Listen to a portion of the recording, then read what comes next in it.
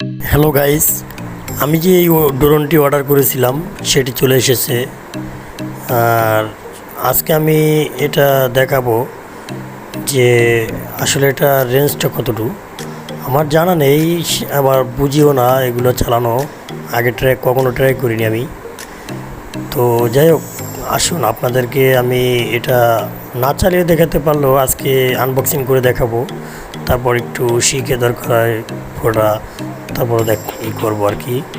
যাই হোক, আপাতত এটাই চলুক, পরে দেখা যায় আরও হাই রেঞ্জের একটা অর্ডার দিব।